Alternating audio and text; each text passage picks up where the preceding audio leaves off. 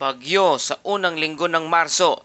Long range forecast model may pahiwatig tungkol dito. Magandang araw Pilipinas, ito ang Pilipinas Weather ngayon. Narito na ating updates sa panahon. Kung bago ka lang sa ating channel, please like, share, and subscribe para lagi kang updated sa panahon. Salamat sa iyong suporta.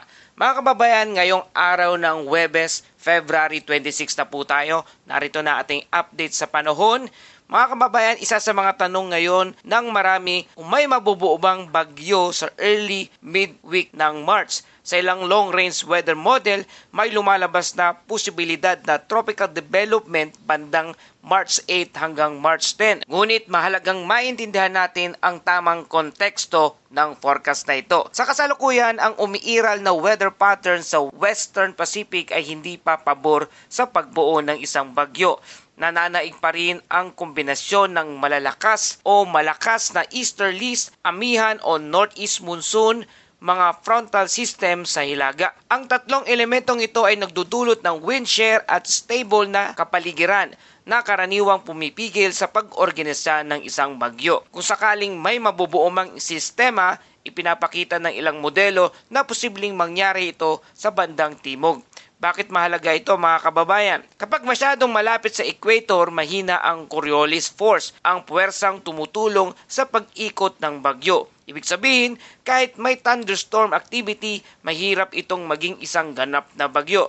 At kung sakaling umangat pahilaga ang disturbance, maaari itong masira dahil sa wind shear at posibleng mahila ng frontal boundary o tuluyang mawala bago pa man maging isang organisadong sistema o isang bagyo. At narito ang kabuang larawan mula sa iba't ibang forecasting tools. Ang Climate Prediction Center o CPC ay nagpapakita ng humigit kumulang na 20% chance ng development.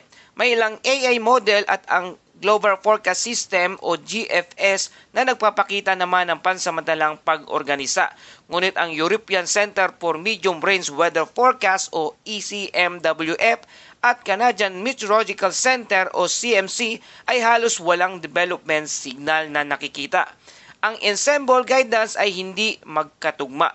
Ibig sabihin mga kababayan, mahina ang confidence level ng forecast. Sa ating mga kababayan, mahalagang tandaan, hindi porke may model image ay siguradong merong isang bagyong mabubuo. Sa long range forecasting, ang model ay nagbibigay lamang ng posibilidad at hindi katiyakan. Kaya sa ngayon, mababa ang chance o posibleng mas mababa pa sa 20% na magkakaroon ng bagyo.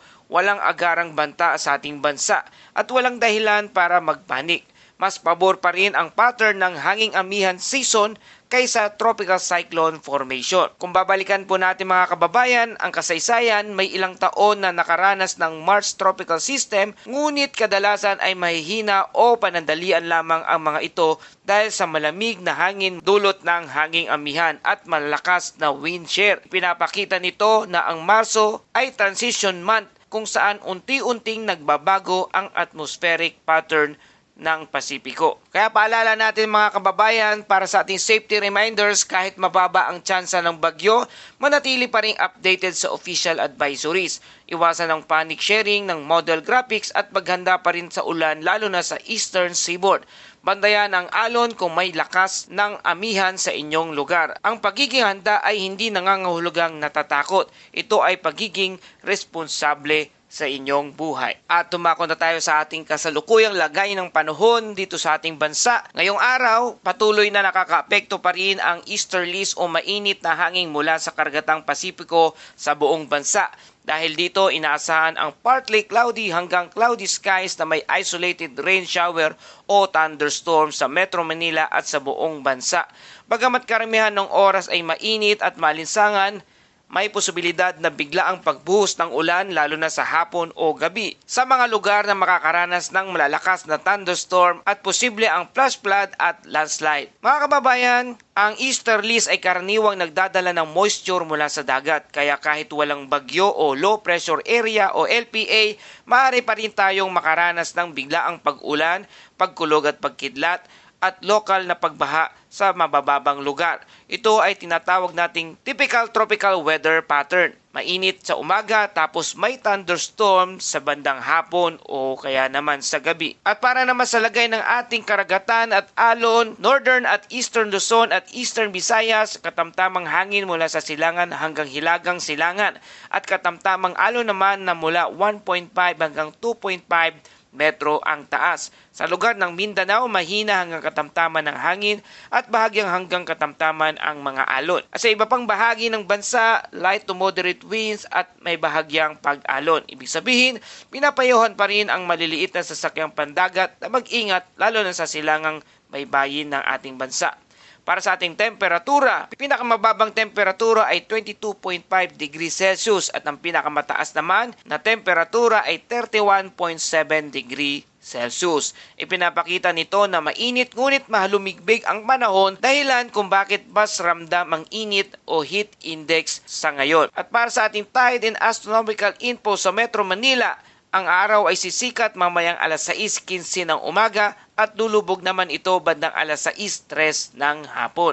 Mga kababayan, ang ganitong weather pattern ay karaniwang nararanasan sa transition period ng amihan patungo sa mas mainit na panahon. Madalas itong nagdudulot ng localized thunderstorm kahit walang malaking weather disturbance na nararanasan sa ngayon ng ating bansa. Kaya patuloy naman tayo nagpapaalala para sa ating safety reminders, magdala ng payong o raincoat kahit maaraw sa umaga. Iwasan ang pagbababad sa baha. Mag-ingat sa lightning kapag may thunderstorm. Uminom ng maraming tubig upang maiwasan ang dehydration. Para sa mga mangingisda nating kababayan, bantayan ang alon sa bandang silangan baybayin ng ating bansa. At para sa buod ng ating balita, easterlies ang dominanting weather system sa ngayon.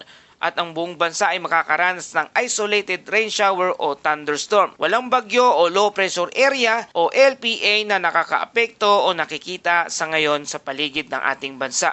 Katamtamang alon sa silangang baybayin at mainit at mahalumigbig na panahon ang mararamdaman at mararanasan sa ilang bahagi ng ating bansa. At dumako naman tayo sa ating Bible verse of the day mula sa Isaiah 40 verse 31. Ngunit ang mga nagtitiwala sa Panginoon ay muling magkakaroon ng lakas.